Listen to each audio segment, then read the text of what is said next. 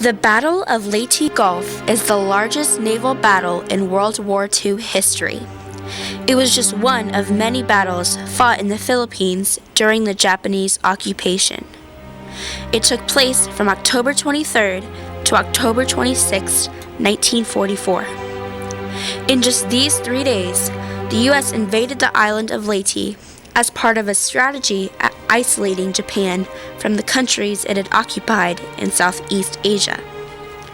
It was the first battle in which Japanese aircraft carried out organized kamikaze attacks. These attacks were designed to wipe out and destroy mass quantities of native Filipino people in an effort to gain control of the land. The U.S. responded to these attacks by fighting with the Filipino people for their liberation. The result of this short battle was an Allied victory for the Philippines.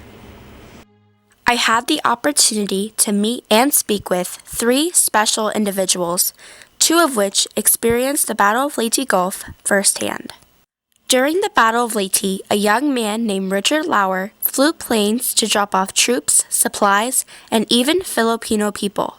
I got to speak with this World War II veteran, and he told stories of his experience. I was there, one of the first people into Leyte, and that was a very special flight because Japanese really tried to do everything they could to stop it. But we were very fortunate that we had enough help for our Navy and Air Forces. A woman named Zenaida Monahan lived in the Philippines during the battle. She flew from the Philippines for a couple of weeks to visit her family, and I had the honor to interview her. Battle of Leyte is almost the end of the war. That's when they came, General MacArthur. From Leyte, they goes to part of Luzon, and they want to wipe the town. They burned the almost whole town of Calamba, Laguna. I went and visited the Museum of Military History and was able to interview a historian named Rick Brumby. He shared with me his knowledge of the Battle of Leyte. The Battle of Leyte Gulf was the culmination of the naval war between Imperial Japan and the United States of America and its allies, primarily England and Australia. They had the biggest naval forces alongside us, but compared to us, they were pretty minuscule. The Japanese were trying to destroy the American Navy. Part of their psychology is they want to have one big battle that wipes us out and wins the war. They always fought that way. Everything they did was the final battle, the final battle, the final battle, whereas America was always increments. Well, we're going to do this little piece, and in this little, we took bites until there was nothing left, and we had surrounded the island of Japan. So what they did is they were going to try and crush us in one big battle off the coast of Leyte, and then go ahead and destroy the Americans that had already landed in the Philippine Islands. I asked each person if during the Battle of Leyte did anyone explore. Here is what they said. Did I explore? I've been all over the Philippines. No, we are surrounded by this mountain and Explore, yes, but in a different sense of exploring. Modern war is about strategy, how to set yourself up in the best position to take advantage of your opponent's weaknesses. Militarily, they knew we were stronger than them. You know, we had more aircraft carriers, we had more battleships, we just had more firepower. So they tried a strategic concept, and their idea was to create an environment where we were weak. They split our forces, so they had a big, giant carrier fleet come down from the north, and their goal was to get our aircraft carriers away from our transport ships and our invasion force. And then to the south, they had a central force that was going to sneak through the islands, coming over from Taiwan, and then a southern force that was going to come up through from Taiwan and Vietnam, who was still occupied at the time.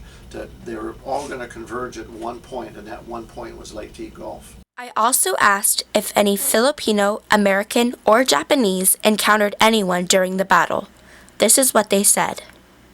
The only thing we had with the Filipino people is that they were very, very happy that we were getting their country back for them. Yeah, American soldiers will live with us. I remember the 3 American soldiers that they get in Muntinlupa, in penitentiary, that the Japanese make it where they capture, they put it in Muntinlupa. I'm going to say no on this one because, again, it was a purely naval battle. It was a Japanese fleet against the American fleet. Now, the Japanese and the Americans and the Filipinos were engaged in combat on the islands themselves. But as far as the Battle of Leyte went, it was a naval battle. Each individual shared with me what they thought we exchanged during the battle. This was their response. Would you agree that American soldiers exchanged their lives for the liberation of the Philippines? Well, like any war against another country, your men have to go and try to get rid of the other units and take care of that. So yeah.